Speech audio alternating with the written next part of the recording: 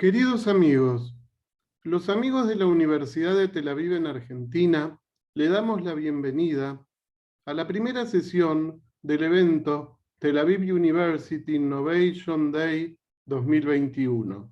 Este es el 7º año consecutivo que organizamos este evento y nuestro objetivo es compartir las ideas novedosas con los principales referentes de la ciencia, de la tecnología, de la innovación en Argentina y en Israel. Este año, como es virtual, contaremos con la participación de 12 de los más importantes científicos de la Universidad de Tel Aviv y de la Argentina, que están aportando con su trabajo a mejorar la calidad de la vida de todos nosotros.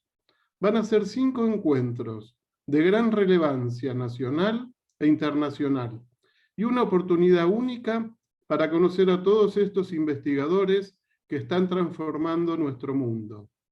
En cada sesión se van a exponer avances de la nanotecnología, la robótica, inteligencia artificial, medicina personalizada, impresión de órganos y tejidos, exploración espacial, satélites y medio ambiente, genética y nanomedicina, y otros avances de mucha relevancia. Las conferencias que sean en inglés estarán subtituladas en español. El tema de la primera sesión será nanotecnología y medicina personalizada. Queremos agradecer mucho la participación de 3 destacados investigadores, el profesor Dan Pir, vicepresidente de Investigación y Desarrollo de la Universidad de Tel Aviv, la doctora YAEL HANEIN, profesora e investigadora de la Escuela de Ingeniería Eléctrica de la Universidad de Tel Aviv, y el doctor GALO SOLER ILLIA, decano del Instituto de Nanosistemas de la UNSAM. Queremos agradecer mucho a todas nuestras empresas auspiciantes.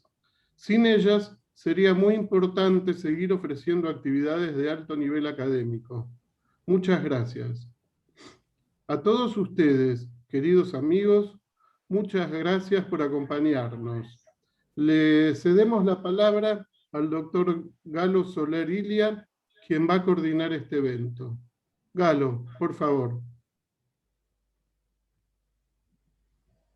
Bueno, muchísimas gracias. ¿Me oyen bien? Para mí es un gran honor estar aquí. Fui partícipe de uno de los primeros Innovation Days. Y bueno, para mí un placer agradecer siempre a la comisión directiva, a los amigos de la Universidad de Tel Aviv. He tenido la fortuna de poder visitar la universidad y de embeberme con la maravilla de ciencia que se hace en el lugar. Es un lugar maravilloso. Hemos hecho hace algunos años algunos eventos conjuntos justamente sobre nanotecnologías contra el cáncer, de los que aprendimos mucho, y esperamos poder seguir colaborando en el futuro. Si les parece bien, voy a hacer una breve presentación sobre generalidades de las nanotecnologías. No voy a durar mucho, creo que para pasado mañana ya vamos a estar bien informados. No, voy a ser breve. Y si me permiten, si están viendo correctamente la presentación, vamos a hablar un poquito de lo que di en llamar la magia de las nanotecnologías. ¿Ven bien el sistema? Perfecto. Entonces, hoy vamos a escuchar probablemente a los profesores Pierre y Hanein, que realmente hacen cosas alucinantes y me hicieron acordar cuando tuve la suerte de poder visitarlos y ver el video, de esta frase del famoso Arthur Clarke, que fue un gran escritor de ciencia ficción, que en una de sus leyes decía: cualquier tecnología suficientemente avanzada no puede distinguirse de la magia. Y yo creo que después de las charlas de hoy nos vamos a dar cuenta que efectivamente parece magia las cosas que van a mostrar ellos. Nos van a mostrar cómo modificar cerebros desde afuera, cómo entender cómo se pliegan los músculos de nuestra piel, cómo mandar pequeñas partículas, pequeñas maquinitas robóticas con mucha precisión a diversos lugares del cuerpo, con un GPS específico. Y sobre todo eso nos van a mostrar toda la dinámica que hoy en día hay en el mundo de las nanotecnologías. Que es básicamente, las nanotecnologías remiten a una escala que se llama el nanómetro. Nanómetro es una pequeña escala, es la millonésima parte de un milímetro. Si nuestra escala habitual de movimientos, estamos aquí, es de algún metro, esto, Poli, porque ya que estás en Milán, puse algunas cosas de Leonardo, específicamente. Si nosotros a partir de un metro descendemos 1000 veces hasta la escala de un insecto, 1 milímetro, todavía tenemos que descender 1000 veces más para descender a la escala de los micrones o micrómetros, y aún 1000 veces más, 1000 escalones más, para descender a la escala de los nanómetros. Es decir, entre nuestra escala de longitudes habitual, cotidiana, y la escala de los que trabajan en nanotecnologías hay 1000 millones de veces. Para que tengan una idea, es como si un ser del tamaño de un planeta, de nuestro planeta, estuviera jugando con una pelota de golf, con mucha precisión. Así que lo esencial de este mundo nano es que pasan cosas muy raras. Y ya la primera referencia histórica que se tiene es sobre este caballero, Richard Feynman, brillante físico, que hacia 1959, cuando se estaban empezando a usar los transistores y se estaba empezando a tratar de hacer transistores cada día más pequeños, esta foto que hay en el medio muestra el transistor original, tenía más o menos el tamaño de una caja de zapatos, hecho 10 años antes de esta charla, pero en 1959 Feynman dice, señores, no hay motivo por el cual no podamos controlar la materia a escala diminuta. No hay motivo por el cual no podemos miniaturizar la información. Sabemos la suficiente ciencia como para escribir toda la enciclopedia británica, muchos de ustedes sabrán lo que es, nuestros hijos y nietos ya no lo saben. La podemos comprimir en el tamaño de un alfiler. Solo basta con hacer las letras suficientemente chicas. Es muy interesante ir a la escala del nanómetro, dice Feynman, hace más de 60 años. Si hacemos esto, las computadoras algún día estarán sobre nuestros escritorios y no ocupando un piso entero de un edificio. Hoy en día, este transistor que estaba aquí, que tiene el tamaño de una caja de zapatos, luego de una caja de cigarrillos, de una uña que se iban integrando, hoy en día esto es un transistor. Mide algunos nanómetros de lado. Y tenemos miles de millones de estos transistores dentro de un teléfono celular, por ejemplo. O sea que hemos logrado miniaturizar, y la miniaturización ha sido una de las fuerzas impulsoras de meternos en este mundo pequeño. Otras fuerzas impulsoras han sido la capacidad nuestra de ver y tocar la materia en nanoescala. Esto que les muestro aquí, estas fotos que les muestro aquí a la izquierda, es para que ustedes les cuenten a sus familiares que han podido ver átomos. A mí en el colegio secundario me enseñaban que no se podían ver los átomos. A mi hija todavía se lo enseñan. El día que le agarre la profesora de química le voy a tirar con unos libros por la cabeza. Pero hoy en día no solamente esto que ven aquí, estas pelotitas blancas que ustedes ven aquí, son átomos que se ven individualmente con un microscopio de alta resolución. En Argentina tenemos un par. Yo creo que en algunos laboratorios de la Universidad de Tel Aviv hay también un par, para comparemos sistemas. No solamente podemos ver los átomos uno por uno, sino que además podemos identificar los átomos, hoy en día con las técnicas más avanzadas. Y con otro tipo de microscopías incluso podemos tocar los átomos. Estas pelotitas azules que ustedes ven, cada una de ellas es un átomo de silicio. Lo podemos ver, lo podemos orientar, lo podemos tocar. Estas tecnologías se empezaron a desarrollar en los años 80, 90 bastante fuertemente, y hoy esta en particular que está a la derecha, se llama microscopía de sonda, ya prácticamente se puede comprar fácilmente, son tecnologías comerciales. Pero el mundo nano no solamente se trata de hacer cosas chiquitas y de hacer un mundo liliputiense que se porta como siempre, sino que además, cuando achicamos los materiales adquieren nuevas propiedades. Este es el caso, por ejemplo, del oro. Esto que tenemos aquí a la izquierda es un alambre de oro. Todo el mundo sabe que un aro de oro, una cadena de oro, un alambre de oro son dorados, son densos, conducen la corriente, pero todos saben que oro es oro. Cuando uno lima un pedacito de oro, cae polvillo de oro y las propiedades son las mismas. Bueno, ¿qué ocurre cuando nosotros reducimos el oro a tamaños nanométricos? El oro ya no es el mismo, ya no es dorado. Estos frasquitos que están acá muestran diversas soluciones con partículas de oro que son chiquititas. Las de 15, 20, 30 nanómetros son de diversos tonos de color rojo. No son doradas, son rojas. El oro se volvió loco. Estas de 60 nanómetros que están aquí son de un color púrpura, intenso. Es decir, el oro ya no mantiene esas propiedades de brillo y de color dorado.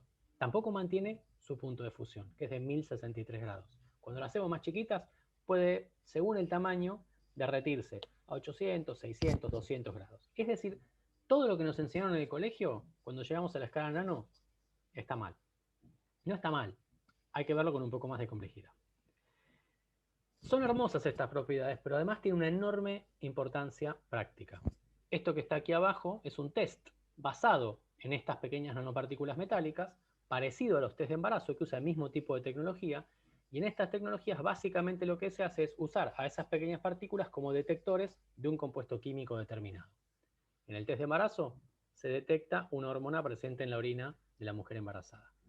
Por ejemplo, si uno quiere hacer un test contra alguna otra enfermedad, diseña esas nanopartículas para que vayan a buscar con un GPS, como le va a mostrar Dan Peer en un rato, a la enfermedad que uno busca detectar. Y entonces hay empresas, por ejemplo, una empresa nacional incubada en nuestra universidad, la Universidad de San Martín, que genera este tipo de detectores basados en nanopartículas para detectar enfermedades del ganado y ahora para detectar coronavirus.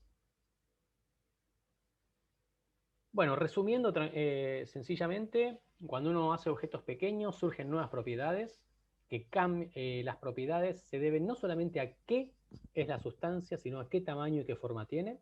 Acuérdense las partículitas estas de colores. Cuando uno hace partículas más chiquititas, los átomos que están en la superficie empiezan a verse, empiezan a ser más importantes. Cuando una partícula es más chiquita, la cantidad de átomos superficiales en proporciones más grandes. Entonces hay un montón de propiedades de superficie que empiezan a emerger. Ya van a ver cómo el profesor Peer muestra algunas de esas cosas interesantes y cómo la profesora Hanein va a usar esas propiedades para mejorar las señales de sus electrodos. Y por último, y algo que es muy interesante, cuando los objetos son muy chiquitos, se parecen a objetos biológicos y las fuerzas que hay entre esos objetos más importantes no son las fuerzas del peso, el rozamiento, las que gobiernan nuestro mundo. Las fuerzas más importantes son las fuerzas que gobiernan las interacciones entre moléculas. Ahora, ¿el mundo nano es lo más chiquito que conocemos? No. El mundo nano está situado en unas longitudes de 1 nanómetro, una 1000 millonésima de metro, y más o menos 100, 200, 500 nanómetros, poco menos que un micrón. Y a ese mundo es un mundo que queda a medio camino entre las ingenierías electrónicas, de donde viene la profesora YAEL justamente, y los métodos son la miniaturización, es ir hacia abajo, hacia el mundo nano, bajar una escalera hacia el mundo nano, pero a este piso intermedio también se puede acceder de abajo hacia arriba, con el enfoque que se llama bottom-up, o hacia arriba, que viene más de la química. ¿Sí? Los nanómetros son más grandes que los átomos. En un nanómetro caben 10 átomos de hidrógeno, para que tengan una idea. Los dos caminos los van a mostrar muy bien los investigadores que hoy van a hablar, tanto el profesor Dan como la profesora YAEL. Así que uno va a venir por arriba, el otro por abajo, y van a converger en este mundo. Hoy en día podemos hacer millones de distintos bloques de construcción. Hacer nanotecnología hoy es como tener un juego de Lego, o de rastio, de mis ladrillos, depende de la época de cada uno, que es maravilloso, que tiene un montón de bloques de construcción que uno puede ensamblar y hacer construcciones maravillosas. Y las nanotecnologías, además de ser una ciencia muy excitante, muy interesante, tiene un enorme impacto social, pero también industrial y económico. Hoy en día hay más de 9000 productos que usan nanotecnologías en más o menos 2600 compañías en casi un tercio de los países del mundo, un poquito más. La facturación de esos productos anda, según las estimaciones, entre 100 y 200 mil millones de dólares anuales. La facturación de los productos nano y las tecnologías nano. La facturación de los productos que contienen nanotecnologías está un orden de magnitud o 2 más arriba. Hay muchos repositorios de estas tecnologías, el que quiere después me pregunta. Están por todos lados, en tecnología automóviles, electrodomésticos, artículos deportivos, computadoras, construcciones y otros. Les cuento cortito dos historias muy cortas, para no cansarlos, de grandes descubrimientos que son tecnologías que usamos todos. Hacia los fines de los años 80, principios de los 90, Albert Fert en Francia y Peter Grünberg en Alemania descubrieron un efecto muy curioso debido a que cuando los metales son muy pequeñitos conducen la corriente de manera muy particular. Es decir, los electrones que conducen la corriente son magnéticos y por lo tanto una corriente que va, digamos, mirando al polo norte, cuando se encuentra con un metal cuyos electrones miran al polo sur, no pasa. Eso se conoce como efecto de magnetoresistencia gigante. Esto fue explotado por un ingeniero de IBM, Stuart Parkin, que fue a una conferencia. IBM estaba en graves problemas económicos. Parkin se inspiró en una conferencia de magnetismo donde mostraban estos efectos rarísimos que combinan electricidad y magnetismo y que permiten detectar campos magnéticos de manera muy sensible, y con eso hizo una innovación fundamental que revolucionó la industria de los discos rígidos. Para que tengan una idea, esto es un gráfico que muestra la capacidad de guardado de los discos rígidos, cuán densa es la información que podemos guardar en función del tiempo, y acá están los hitos en donde se empiezan a descubrir aquí la magnetoresistencia y aquí la magnetoresistencia gigante, que son dos conceptos físicos muy complejos, cómo impactan en la capacidad que tienen los discos rígidos de guardar información, que hoy es importantísimo en muchísimos campos. No solo para guardar las fotos, sino para las criptomonedas. Otra historia cortita, que me parece interesante también. Investigadores muy básicos, como Ekimov en Rusia en los años 80, empezaron a preguntarse qué pasaría. Se trabajaba mucho con la industria de semiconductores. ¿Qué pasaría si los semiconductores fueran pequeños? ¿Podrían emitir luz?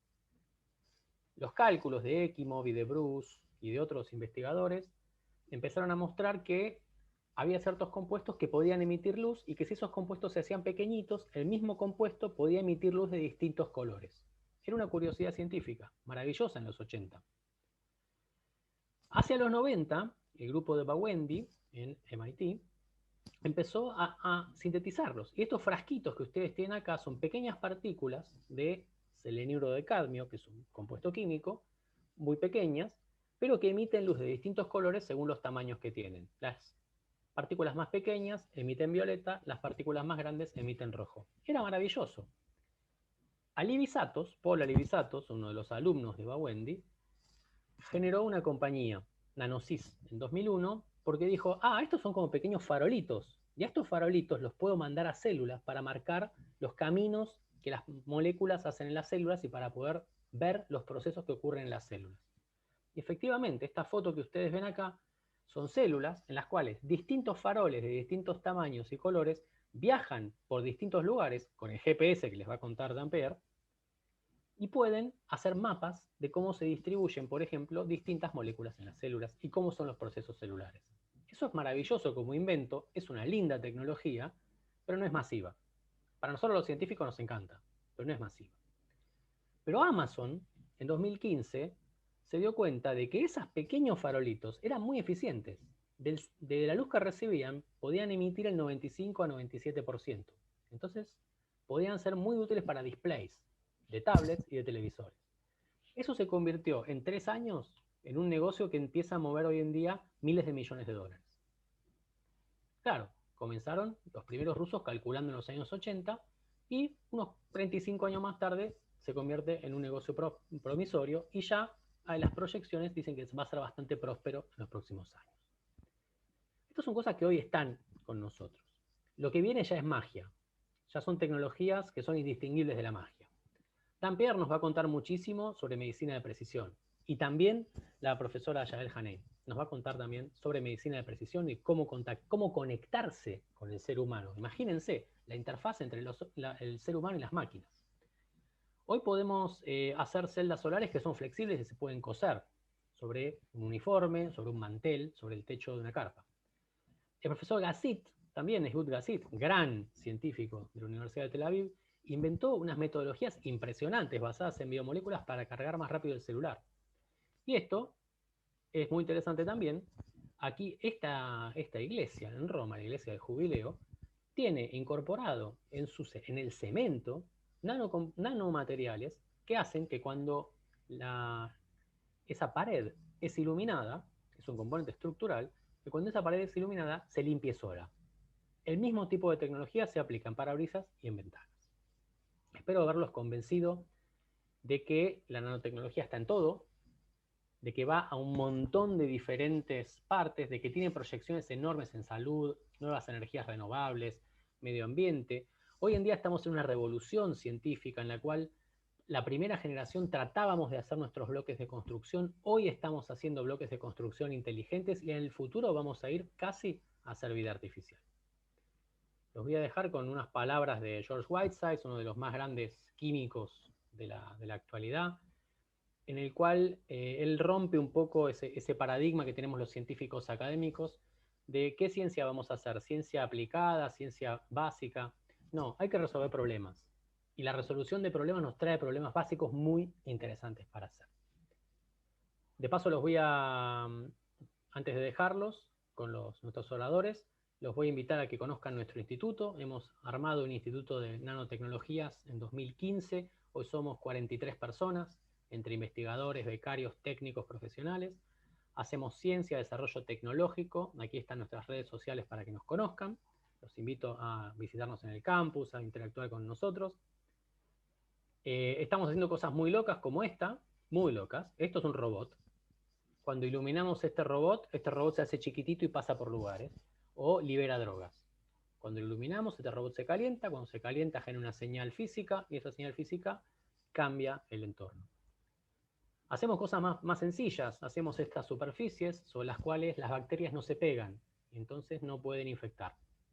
Incluso hemos creado estos sistemas porosos que matan bacterias con mucha eficiencia y hemos creado a partir de un montón de conocimiento básico, también van a verlo esto en las charlas de los dos profesores, a partir de todo el conocimiento básico pudimos generar conocimiento aplicable y empresas que nos estamos dedicando, por ejemplo, a evitar infecciones intrahospitalarias, con mucha eficiencia. Los dejo entonces con una última reflexión. Hasta en Argentina, lo van a ver en Israel, van a ver la enorme recubrimiento que tiene, por ejemplo, la Universidad de Tel Aviv, con la empresa Teva, con otras empresas que gerencian proyectos. Eso genera un ecosistema. Van a ver en las charlas la importancia de tener infraestructura, la importancia de tener recursos humanos, la importancia de hacer ciencia de excelente calidad, porque eso es lo que van a ver. Pero también van a ver cómo esa ciencia de excelente calidad genera enormes posibilidades para hacer magia en el futuro.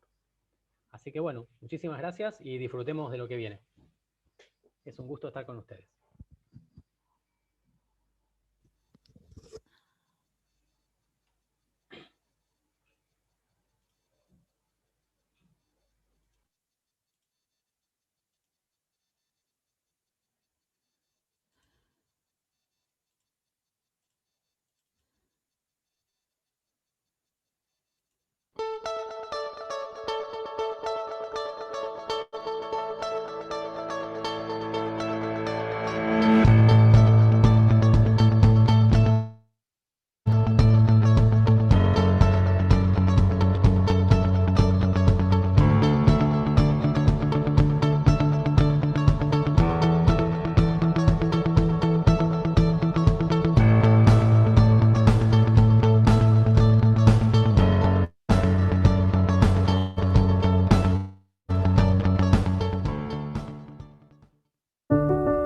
Welcome to Tel Aviv University's Center for Nanoscience and Nanotechnology. Nano is the key enabling technology that allows us to control nature's building blocks.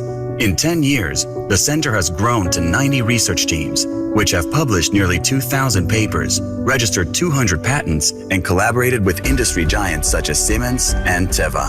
Nanoscience really impacts many different fields: chemistry, life sciences, engineering, and in each topic, the impact is in a totally different domain. So it means that we can make electronic devices which are better and faster. We can make drug delivery systems which are more efficient and more targeted, and implementing them, but in a way that can actually impact society. The lab of precision nanomedicine is a unique multidisciplinary lab. The majority of our work relates to cancer. In order to target a specific cancer cell, we need to engineer nanoparticles that will encapsulate genetic information that is relevant to the patient and basically hone into the cancer cells using a GPS-like system. It's actually distributing directly into the cancer cell. This strategy basically provides an opportunity to reduce dramatically side effects, so the potency of the increased. Tel Aviv University established the first nano center in Israel, and this meant for us not just being first, but also being leaders, making a lot of the most impactful studies in this field, producing a huge fraction of the graduates in this field, and to this day being able to produce new and innovative ideas and approaches in the field. I lost both my parents to cancer. My mother when I was 18 years old, and my father 20 years later. And this is a very good motivation for a person that is interested in science, hopefully new cures for cancers. Recognizing the great potential of nanoscience, the university is constructing a building to house the Nano Center. The advanced facilities will speed up discoveries and create the exciting future of nano today. Be part of the next big idea. Welcome to Tel Aviv University.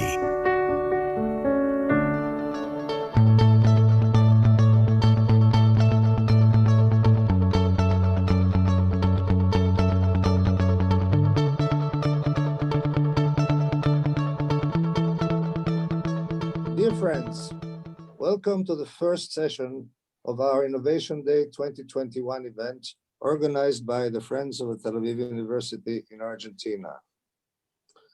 The topic we'll address today is nanotechnology and personalized precision medicine. It is an honor for us to have with us two renowned researchers of Tel Aviv University.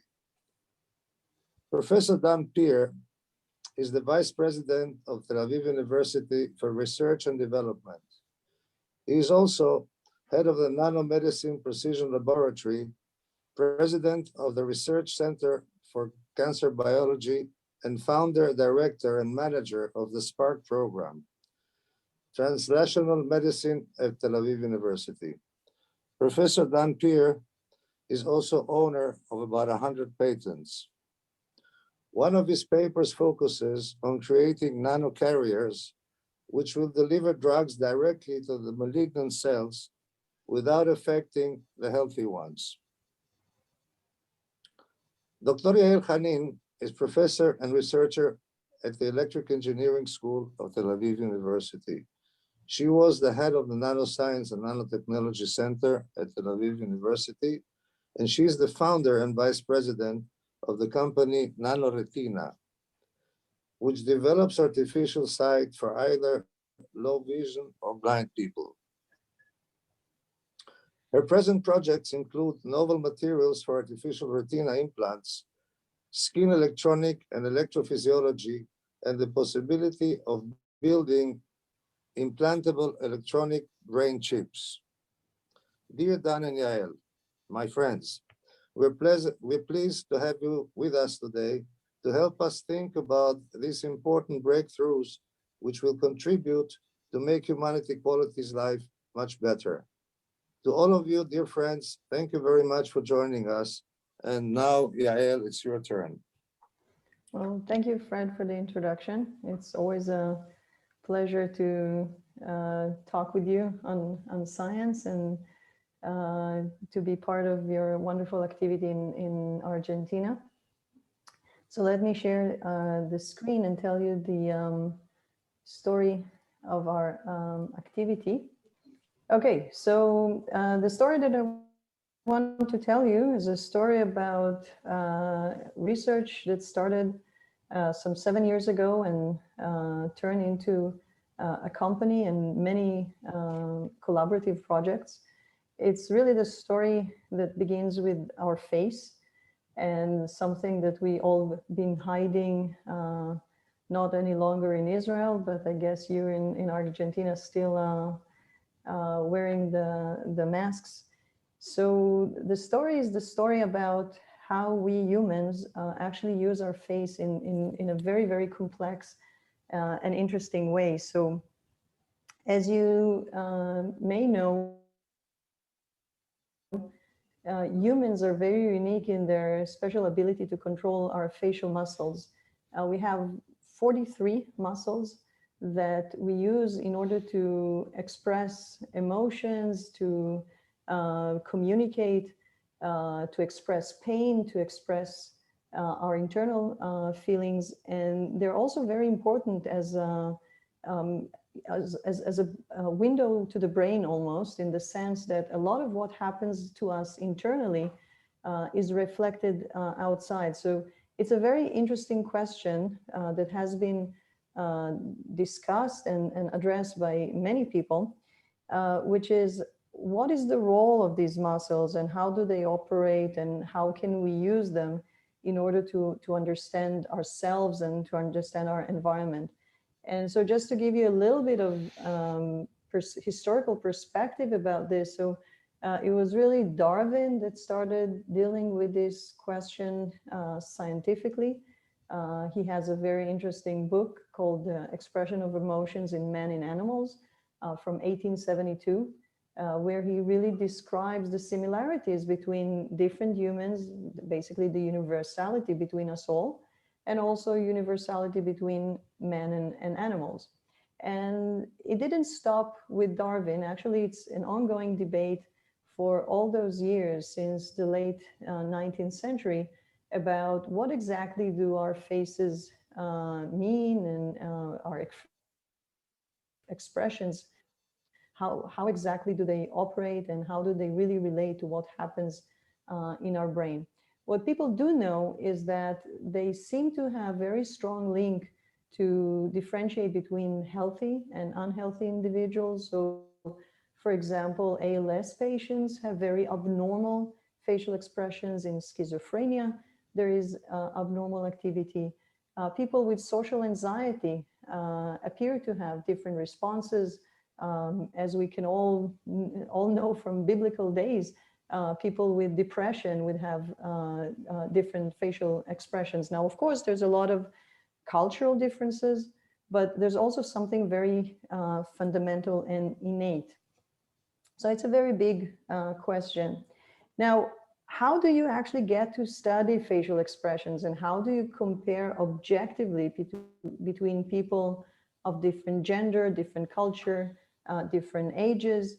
And so there are two fundamental technologies that have been applied in this research almost from the days of Darwin. Darwin didn't have computer vision, but he did have access already to photography.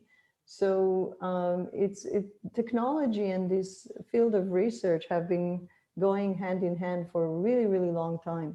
So in computer vision, what people have been doing and making the technology better and better is what you see on the left, which is to take and digitize and analyze facial expressions, and to try to derive from them from these images, very specific features that you can then analyze and categorize into different expressions. The problem with this technology is that it's very sensitive to movement, and you need very high sensitivity, and you're limited to what happens in the view of the camera. You need a camera, of course, that can have access to the image. But more challengingly is the fact that it doesn't give direct information about muscles. It actually gives information about movement. On the right-hand side, you see something very different. You see electrodes that are placed next to specific muscles. And these electrodes are used to really record the electrical activity of the muscles. But even though she's a lovely woman and she's smiling very, very nicely and gently, you can understand that this is a very crude technology. So the number of electrodes is by far less than the number of muscles that we have. And this doesn't really look like a very comfortable and convenient system to behave with. And so what we developed in the lab a few years ago is a technology that you see here in front of you. And these are electrodes that are, this is where some of the nanotechnology came about, extremely thin. I mean, the thickness of these films, this is like a smart plaster or smart electronic devices. And the thickness is about the thickness of a hair. And the nice thing is that when this thing is placed on the skin, it doesn't really change the mechanical behavior of the skin. So a person with such an electrode array doesn't really feel the electrode, and you can basically behave completely regularly. And even though this is very, very thin and almost unfelt, we can record the electrical activity very faithfully, actually with qualities that match and even surpass the best electrodes that I've just shown you, which are really the state of the art. But this was just the beginning. And the next steps were to use the data and apply pretty sophisticated signal analysis approach, signal processing approaches, which allows us to extract the muscles from outside the skin. So even though we're recording from the skin, from the top of the skin, using both those new electrodes and the adjusted mathematical methods, we can derive the very specific muscles. So for instance, if you look here, number 2, this is the muscle below, part of the muscle that allows us to close the eye. So you see right here, you see that for all subjects, we get exactly the same muscle segment. And you can see the same one here. This is an upper segment of the muscle that allows us to close our eyes. So these are the muscles that we frown with, and this is the muscle that we smile with. So we can achieve really remarkable resolution without penetrating the skin, without using any invasive methods. So this was a very, an initial project that then became spread into several other projects.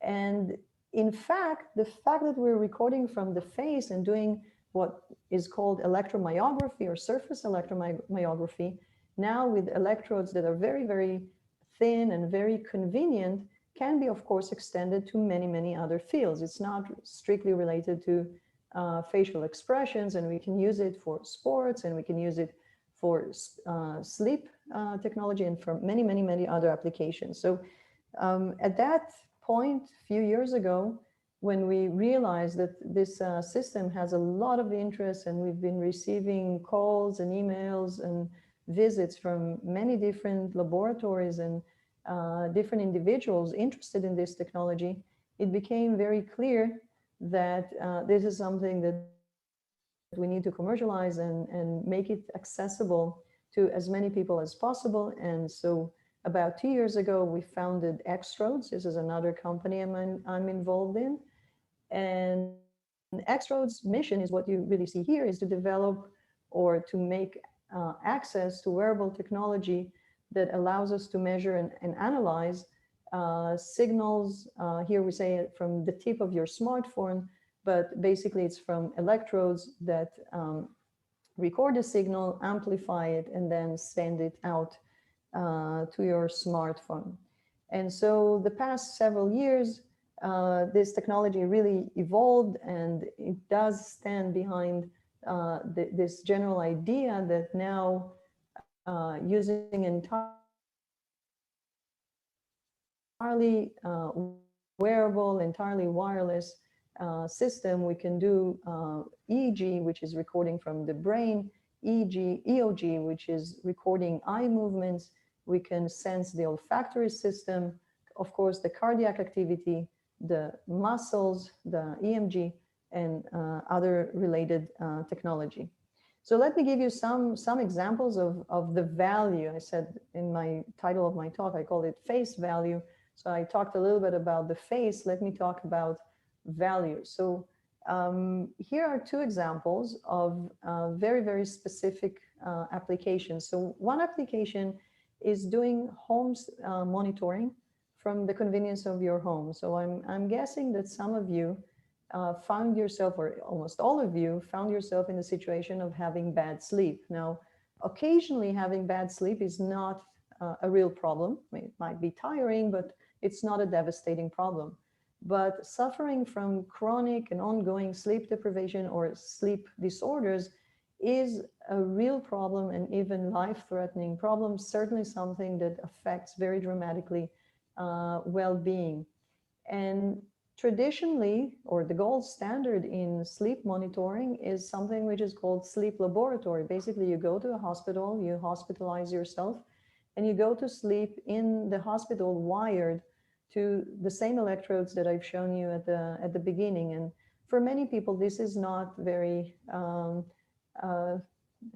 convenient, to say the least, and not very practical from the medical point of view, because you're not really measuring somebody's natural sleep, not to mention the other inconveniences. And so making something that allows you to get the same medically relevant data, but at the convenience of your home, has a very, very major impact. And this is what we're demonstrating here. So these are an array of electrodes that were fit to allow the EEG recording. So this is from the forehead. These are 2 electrodes that allow the monitoring of eye movements during sleep. And here at the cheek, we can, at the chin, sorry, we can monitor muscle activity. And so data collected from all these 3 regions together is the kind of data that you need for medical evaluation of sleep. And this can be done at home. This is now being, this project is now being conducted. It started a few years ago with the support of Teva and Biogen. Now there's a large DoD grant at Ichilov at Solasky Hospital conducted by Professor Anat Milman. And the company is now running an additional clinical study in Asuta Hospital here in Israel at El Chai. And one last example, which for us was a very emotional example of how technology can make an impact and bring value, is not so much about addressing a huge problem from the idea that it addresses problem associated with millions of people. Here we were dealing with one single person who had suffered from a very specific problem.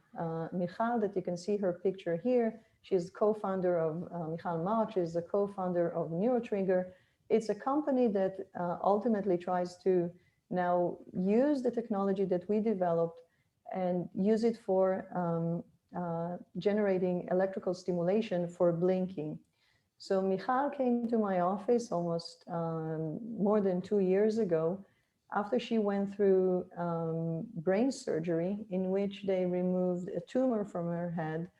And as a very unhappy byproduct of this process, they also damaged her ability to operate her right-hand side, the right-hand side of her face, and also to blink. And the consequences of not being able to blink is really devastating and caused a huge burden on her life, generating almost daily headaches and really causing a huge negative effect on her overall well-being. Now, what she needed was really something very, very simple that would allow her to blink on a daily basis, every day. This is what she needs, not for occasional blinking. This is what she needs to conduct her completely normal life. And so when she came to us, we worked with her for a couple of weeks, basically optimizing the technology that we already had for her needs.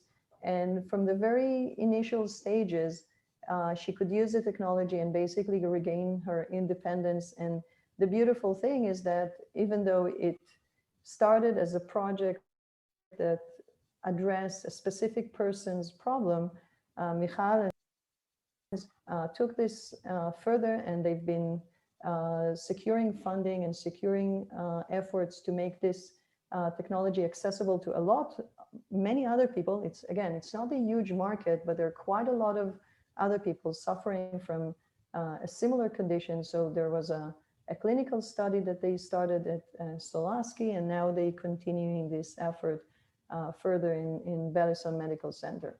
And so this is started again as addressing one person's life, but we definitely hope that this is something that will lead to helping a lot more other people suffering from a similar condition.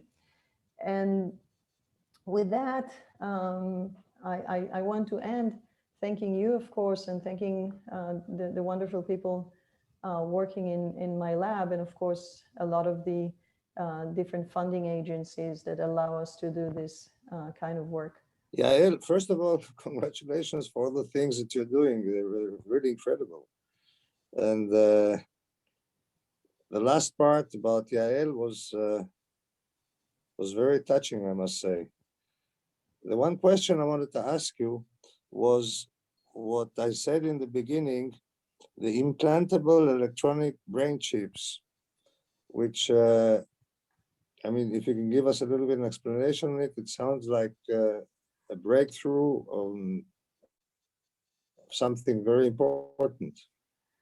Right, so brain chips is something that researchers have been working, again, for decades, for generations. It's very much similar to what I've shown when we do the work from the skin, but imagine recording these electrical activities not from above the skin, but under the skin or over the brain.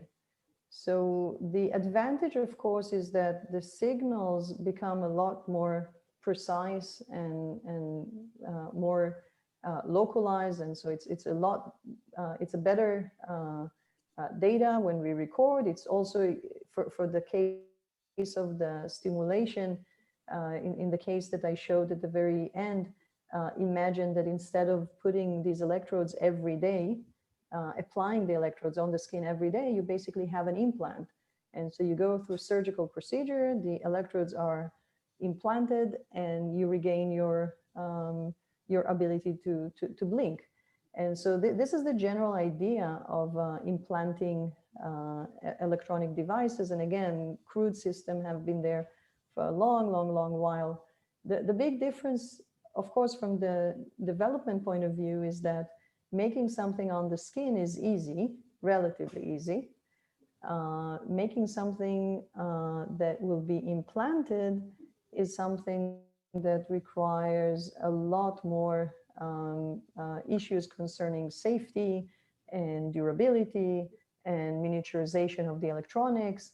So if right now we have electronics which is about 2 centimeters in 2 by 2 centimeters in dimension, this is way too big for an implantable device, or otherwise you need to put the electronics in one part of the away, and then you need wiring that would go to the location that you want to achieve.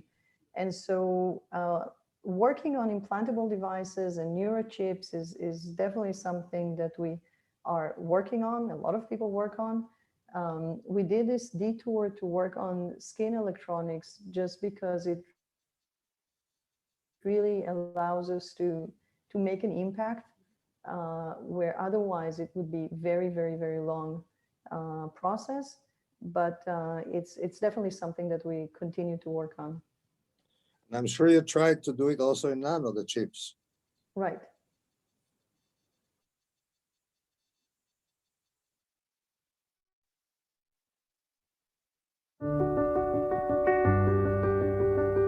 There are roughly 10,000 human diseases known to man, yet only 25 to 30 new drugs are approved each year. The big idea behind translational medicine is actually a very simple idea. You start from curiosity, you generate a finding, and from this finding you generate a drug.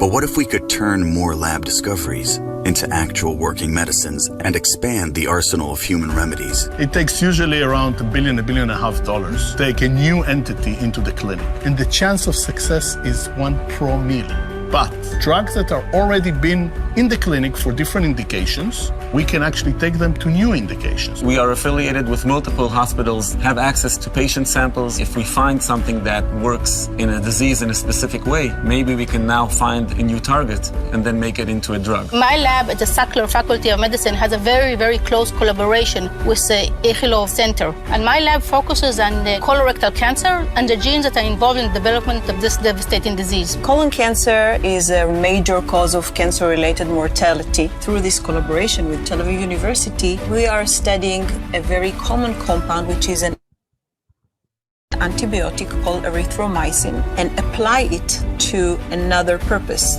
We compared the rate of polyp growth before our trial and after the trial, and we've seen polyps that their growth is halted. That gives us hope, significant hope. So this is a fast-growing, emerging field, and we are the first in Israel and most likely one of the first in the world. And this pioneering thing is done here at Tel Aviv University. By increasing drug trials in cancer, Alzheimer's, and other severe diseases, the Translational Medicine Initiative and save lives. Be part of the next big idea. Welcome to Tel Aviv University.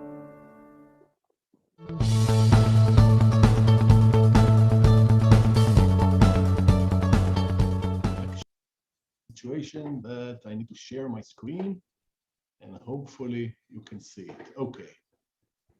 Just let me know if you can see this. A little bit busy. Okay.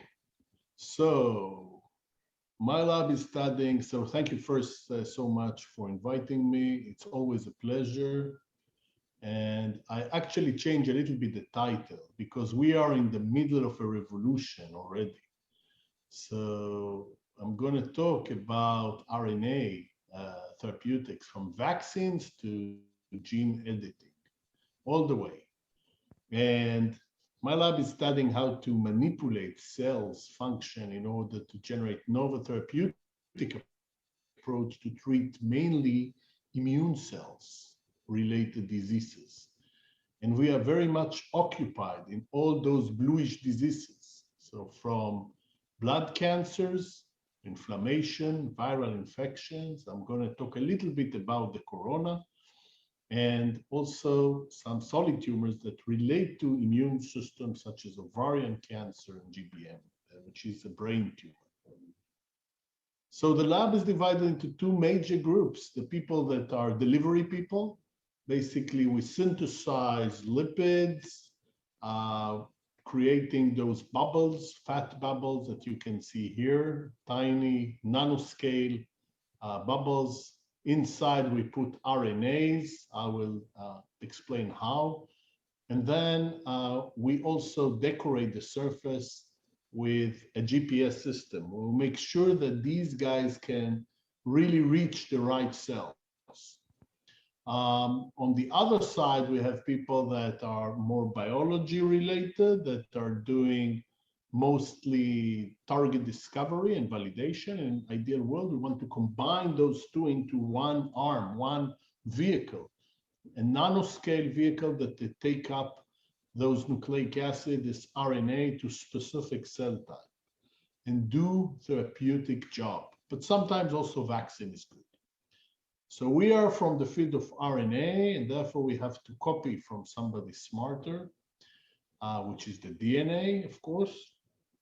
And our lab has been engaged in this field for about 20 years already.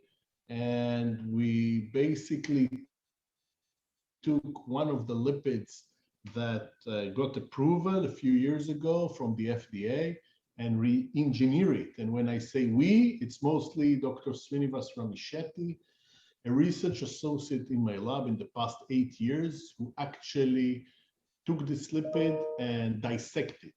And based on this gold standard, he created different lipids, about 60 different lipid family that encodes to about 1,200 different lipids.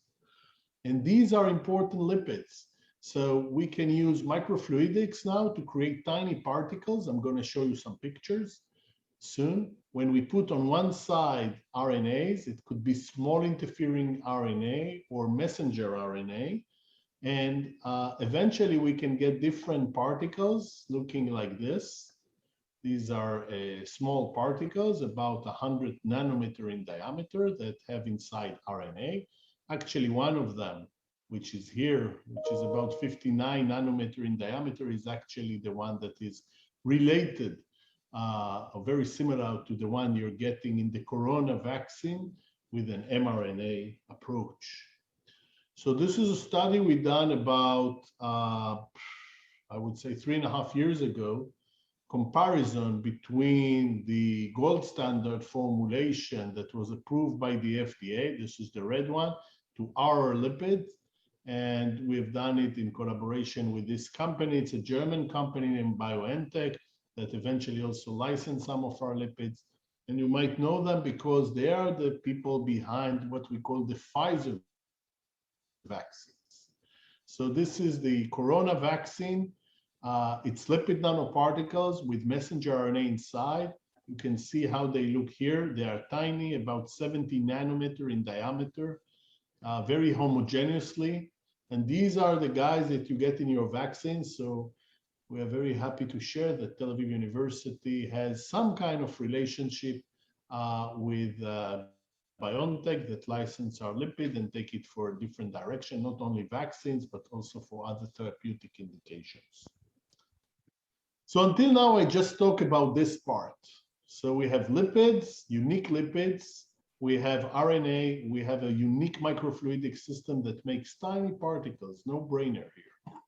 But now what happens if you want to put a GPS system? You want to direct the particles to the right cells. This is not an industrial process. So we came up with an industrial one with a clever idea. Instead of doing chemistry to put those antibodies on the surface and get an address, we decided to use biology. So we're going back from chemistry to biology. We designed a special adapter, kind of a universal adapter. Just imagine that you're not traveling all over the world, even in Corona. And you want to have one adapter that fits all electricity all over the world. This is exactly what we have developed, but in a protein-based approach that have one angle that goes into the lipids and the other one is ready to bind any antibody from the same isotype. And now we can really control the orientation of the GPS on the surface. Just imagine that this is a particle. Disregard the ears, so it's round shape. Okay, and if we want to avoid immune cells on the way, we need to get rid of them. And then there is a trick in chemistry, which is called pegylation. So we use polyethylene glycol, and these looks like this. UK has some people like this, which is nice. Basically, this is the approach. And how important it is to orient those targeting moieties directly into the right area. Well, if I need to cut something, you can see that those two blades, is very hard for them to really do the job. But when we have blades that are oriented, it's much easier to cut. Behind the story were two very talented graduate students, Ranit Kedmi, now an immunologist in New York, in NYU, and Ofar Veiga is a great cell biologist now in Leuven, so in Belgium. So you see, we are manufacturing brains of talented people outside Israel, and I want to hope that in one day they will be back, hopefully soon. So they came up actually with this approach, and now you can target specific cells and manipulate their immune cells in a very efficient manner. Just to show you some examples, okay? These are also collaborators, Itai Benar from Tel Aviv University and Mark Belki from IDT. Basically, this paper was published about 3 years ago, but the main idea behind this is exactly this. You have a universal adapter that can go into the particles and now can bind any antibody, any targeting moiety that can go to different directions. At the end of my talk, I'm going to show you a short movie that actually explains this better than me. So now you just change the antibody and go to different cell types.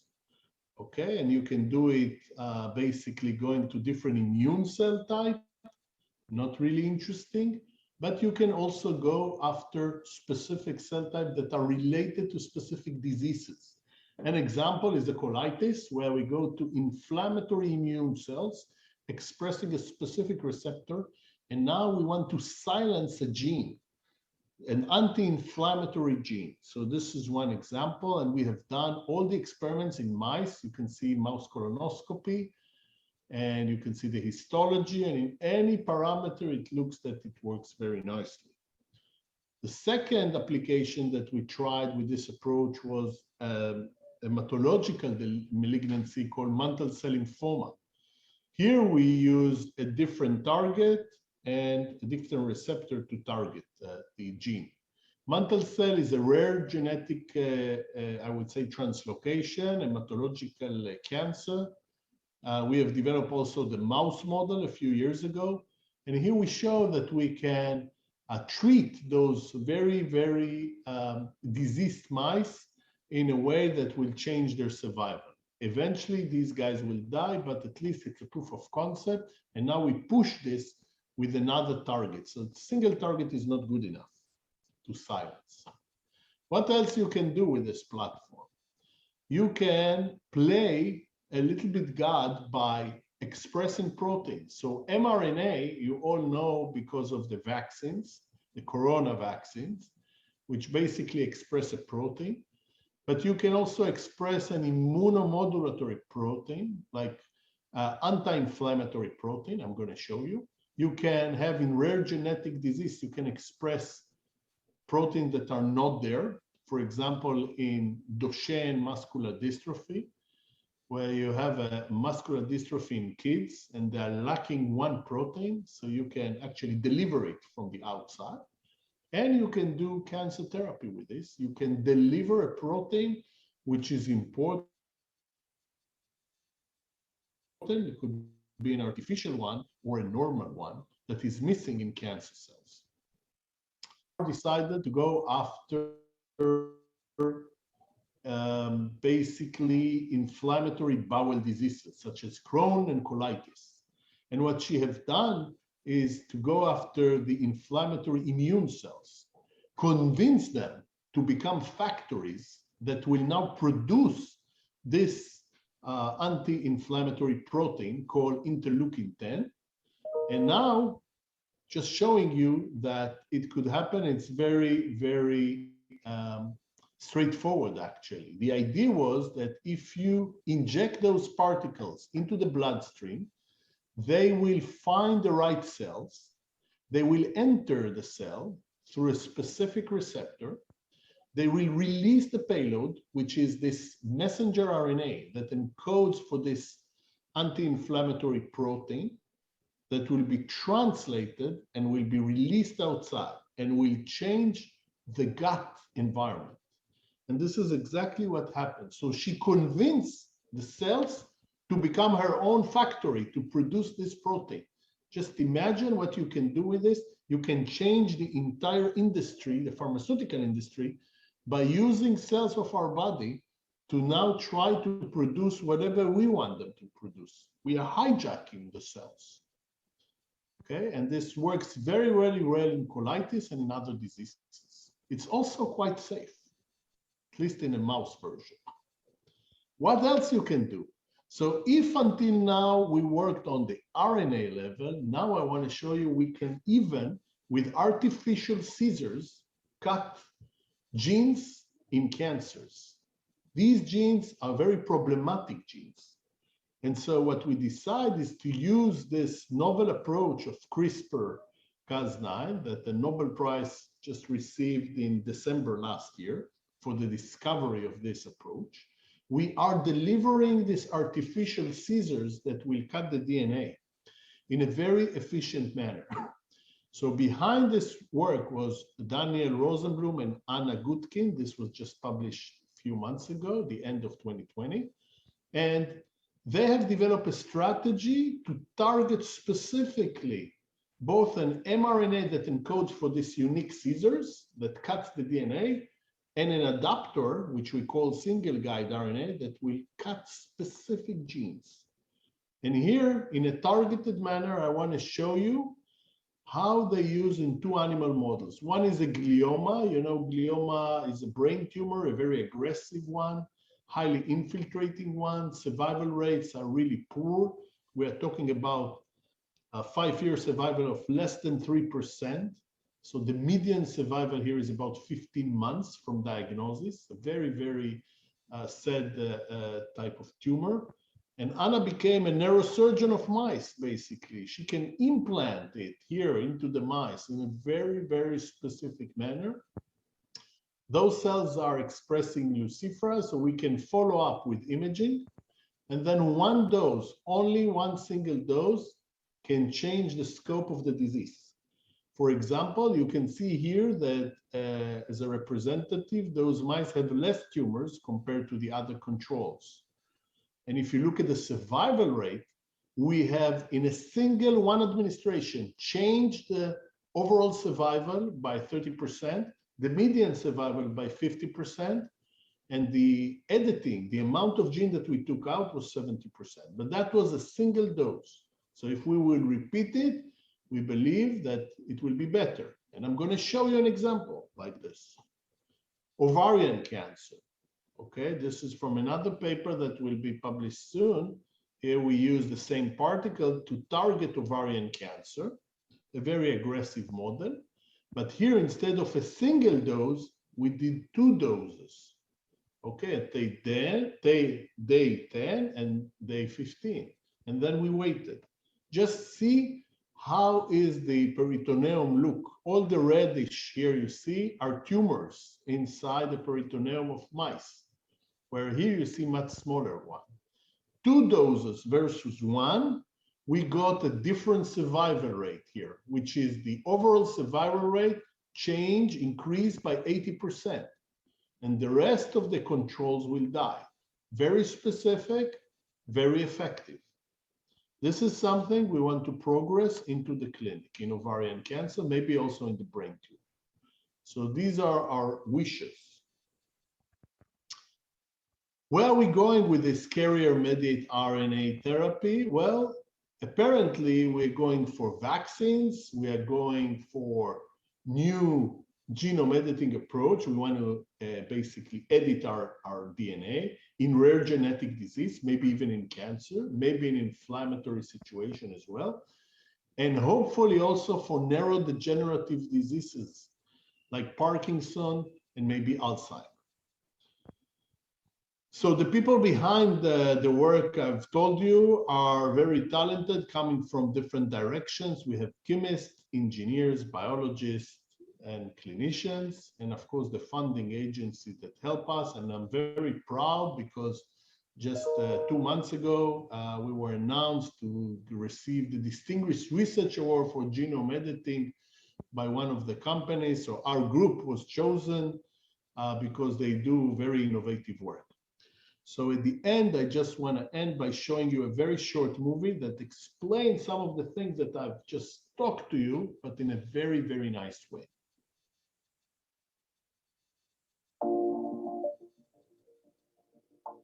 In inflammatory disorders, the 6 cells in our body are our own white blood cells. Only instead of defending the body, they attack it. The best way to fight the complexity of human diseases is to deliver the therapeutic payload directly to the 6 cells. A promising technology for combating diseases uses special lipid nanoparticles. These nanoparticles contain RNA molecules that can change the way cells produce proteins and can modulate cells' function. The nanoparticles are supposed to deliver the RNA directly to the 6 cells. The problem with today's technology is that the nanoparticles hardly reach immune cells, but rather affect other healthy cells instead.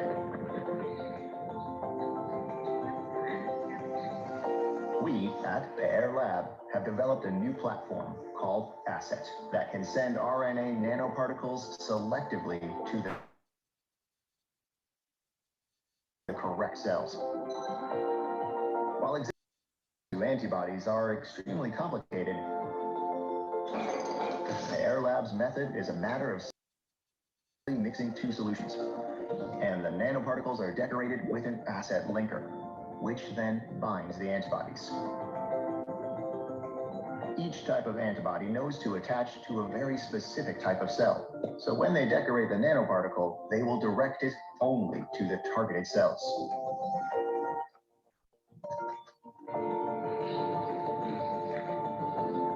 This method means releasing the RNA right where we want it, affecting only the right cells and saving the body from harmful side effects. ASSET nanoparticles are a novel strategy to fight against inflammatory diseases and even cancer. And this time, it's personalized.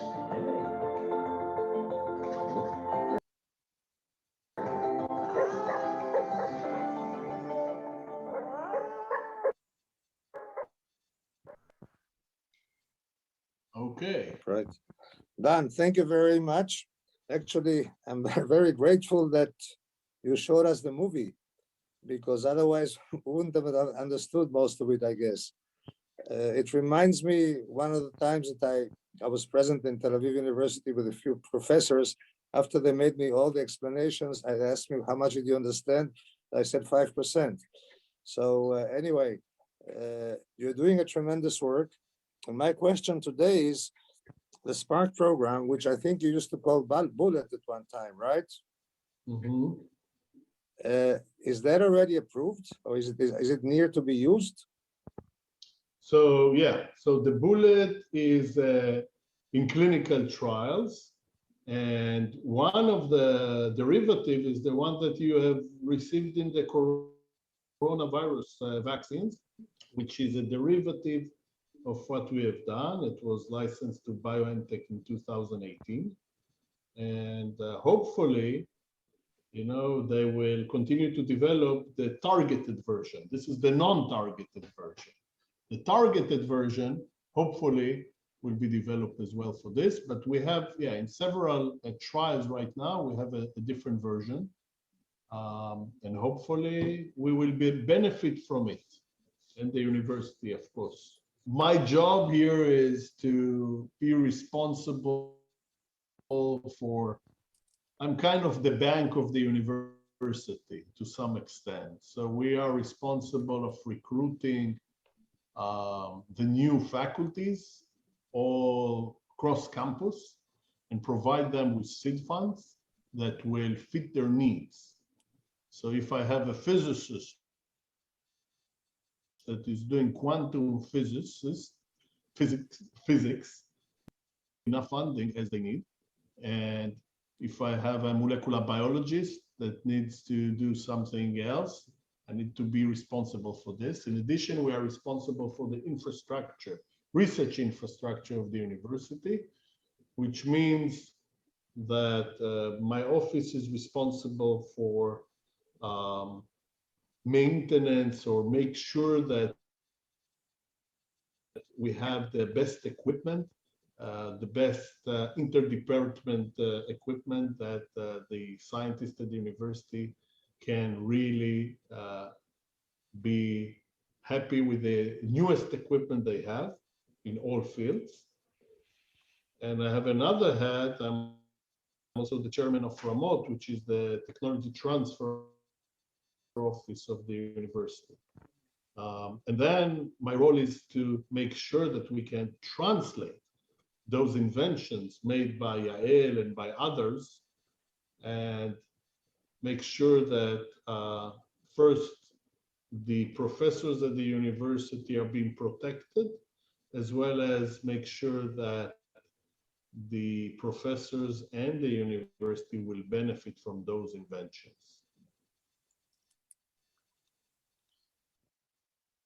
I want to ask one more question.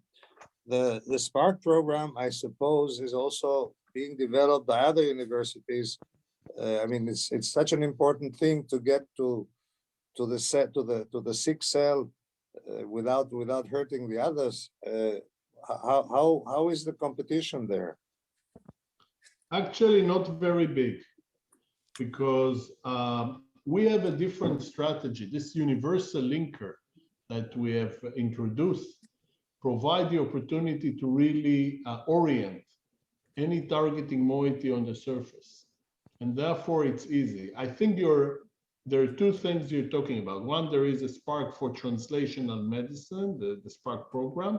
And the other one, there is the research that we are doing with kind of a universal linker. I think these are two different things, okay? The Spark program is basically a program that educates scientists and also make sure that we can very fast go to the clinic with new potential ideas that have been developed both at the university and the affiliated hospitals.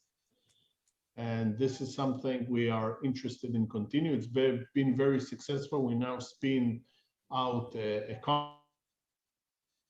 company, the first company in the program, and hopefully another one soon, but looks very, very good. This will be on CAR T cells, so it's for cancers, mostly hematological cancers. And the other thing that I've talked today is basically how we can reach the clinic relatively easy. It's never easy, but relatively, with the technology that we have developed. So in that sense, we have less of a competition. With the Spark, there are many Sparks, but I think what we have done in Tel Aviv University is lowering the clinical trials, the numbers in terms of creating clinical trials. Usually, clinical trial costs somewhere first in human between $50,000 for new entities to $100,000 per patient. And we set up with the head of the hospitals, and we decided to lower the numbers dramatically, such as looking at this as an internal program in around $5,000 US. So on any patient, we can get 10 patients more. So it's a lot of data we can generate.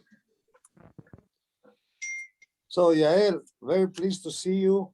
Dan, thank you very much. Everything was very, very nice, and it was very well organized. I say thank you, and I hope to see you very soon in Israel.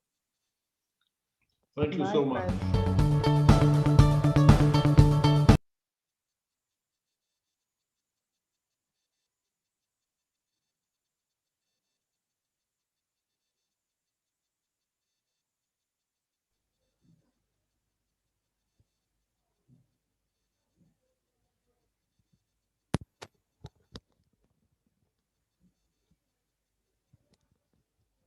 Sí, Galo, adelante.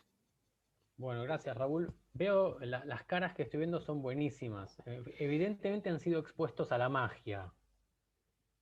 ¿Mm? Bien. Bueno, me han contactado para que hagamos una pequeño cierre breve. Si alguno tiene alguna pregunta en particular, a mí me parece que hay 2 o 3 cosas que son súper interesantes que me gustaría por ahí hacer, si me dejan aquí un pequeño comentario sobre estas cosas que hemos visto que realmente a mí me han dejado maravillado. Quedó claro para mí, espero que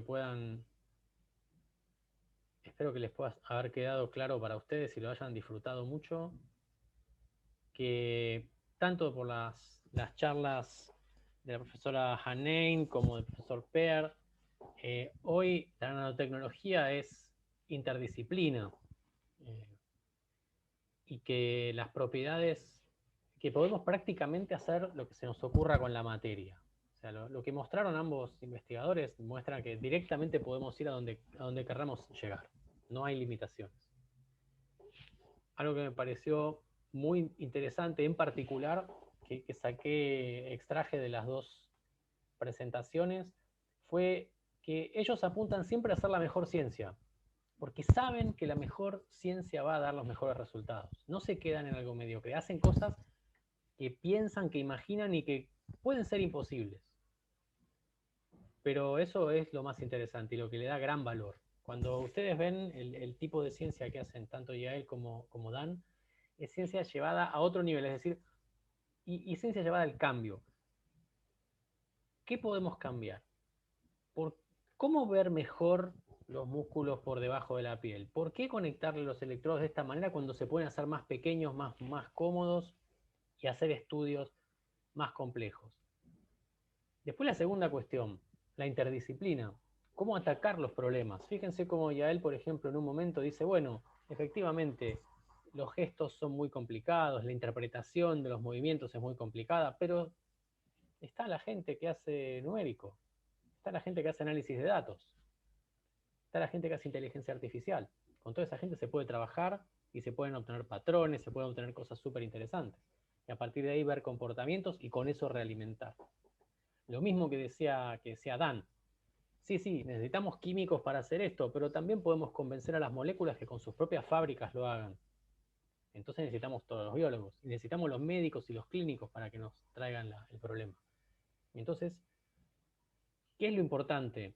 Lo importante es eso justamente, tener la interdisciplina y tener los recursos humanos. En esto me pareció muy interesante también ver cómo la universidad tiene una masa crítica de recursos humanos con formación muy diversa que puede resolver problemas complejos. Y créanme que una vez que tiene esa masa crítica de gente que sabe atacar problemas desde distintos puntos de vista, los problemas complejos se resuelven rápido, porque es gente inteligente dedicada a resolver un problema, con herramientas que tiene. Eso es súper importante. Quiero destacar también dos cosas más que salió de las charlas. Uno es el driver económico. Lo contaba Yael al principio. Bueno, probamos esto es interesante, es para lo que nosotros queríamos probar, pero surgieron otras cosas. Surgió como, podemos ver cómo se mueve un músculo, pero podemos estimular el músculo. Si mandamos la corriente para un lado, lo sensamos. Si mandamos la corriente para el otro, lo estimulamos. Entonces, cambiar de idea, tener la idea complementaria y ver cómo esa idea puede cambiar la vida de personas y cómo eso puede industrializarse es maravilloso. Por eso me parece interesante también lo que hace Tau con Ramot, que es la compañía que gestiona muchas las innovaciones. Y otro asunto que lo remarcaron en todas las charlas fue el número de patentes que tiene la universidad y los investigadores. Una cosa que es muy importante es que la industria también se arriesga. Lo que mostraba Per, por ejemplo, son nuevos conceptos que van a tardar años en validarse clínicamente y luego van a pasar a regulaciones. Pero bueno, cuando uno empieza antes, también terminan los problemas antes. Así que me parece importante hacerlo así. Bien. Y por último, algo que me pareció muy bueno y que lo dijo Dan Per en el último fragmento en su intercambio con Fred, fue cuando habló de cómo resolver los problemas de infraestructura. Tener una infraestructura interdepartamental, robusta y eficiente. Si uno se pone a ver cómo trabajan las universidades aquí en Argentina, son pequeños kioscos que tienen poca comunicación entre ellos, pequeños feudos con varones que se miran y atesoran sus cosas y no comunican. Qué importante es pensar en compartir y en tener planes mucho más ambiciosos. Esto de la ambición por descubrir este mundo es importante. Y a mí me queda, que me parece interesantísimo, que la investigación de alta calidad a largo plazo da frutos y las aplicaciones son rapidísimas cuando está el ecosistema funcionando. Y esto está funcionando. Y por último, dos o tres cosas puntuales que me parecieron, bueno, ¿cuáles son las aplicaciones mágicas, las que yo encontré? Después, si quieren, podemos discutir. Pero la de YAEL es poder conectar máquinas a seres humanos y poder incidir directamente en sus comportamientos desde afuera. Eso a mí me pareció que me explotaba la mente cuando lo leía. Y cómo combina la electrónica, la ciencia de datos, la ciencia de materiales, la medicina, y todas esas combinaciones de saberes confluyen. Y lo de Dan, bueno, lo de los nano GPS y esa adaptabilidad de la química y esa adaptabilidad a renunciar a la química y pasarse a la biología para convencer a un organismo que haga lo que uno quiere, a impartirle su carácter, me pareció alucinante. Así que eso me pareció muy más remarcable de esas dos presentaciones. Así que bueno, nada, quería decir estas cuestiones. De esto se está hablando mucho en la comunidad de nanotecnología, de cómo trabajar con ciencia de datos, combinando la medicina con la química, con la biología, generando nuevos lenguajes. Es por eso que nosotros estamos en este nuevo mundo, ¿no? Así que bueno, no les hablo más. Abrimos el diálogo ahora.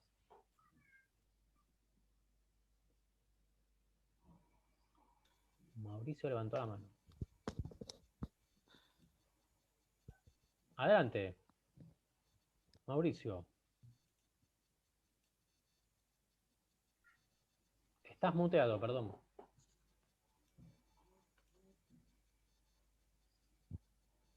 Ahí. Ahí sí, perfecto. Quería preguntarte cuál es el avance de la nanoretina que hablaba la primera profesional y después si podés hablar un poquito del programa Spark. Esos datos yo no los manejo porque estoy trabajando de este lado del océano en la parte argentina. Eso sería algo bueno para que lo contestara alguien que sepa. No quiero decir cosas que no conozco. Lamento no tener la información necesaria, Mauricio. Pero creo que Raúl te puede poner en contacto con quien sea responsable de este tipo de programas. Gustavo. Galo, dejar de compartir, Galo, por favor? Mucho. Queremos agradecerte mucho tu presentación del día de hoy. A vos, a Yael y a Dan. No parece mágico lo que escuchamos, es realmente magia para todos nosotros, pero como tenemos cierto discernimiento, sabemos que es una magia aplicada a la realidad. Y bueno, y eso es importantísimo para nuestra vida actual y para la vida de nuestros hijos y nuestros nietos. Así que gracias por todo lo que hicieron ustedes tres hoy por nosotros. Y a nuestros amigos de la Universidad de Tel Aviv queremos convocarlos a la segunda sesión, que es el próximo martes 6 de julio a las 18 horas, y vamos a tratar un tema muy importante que es la ciberseguridad, la importancia de proteger nuestros datos y nuestra información personal. Van a participar el doctor Jacob Mendel, el doctor Meni Barzilay y la profesora Milet Shamir. Así que los esperamos el próximo martes a las 6 de la tarde y estamos seguros que vamos a poder mantener el nivel de la presentación del día de hoy. Muchas gracias de nuevo, Galo, y transmitimos nuestro agradecimiento también a Yael y a Dan.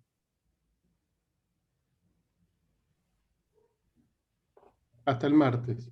Muchísimas gracias a todos ustedes. Un gusto.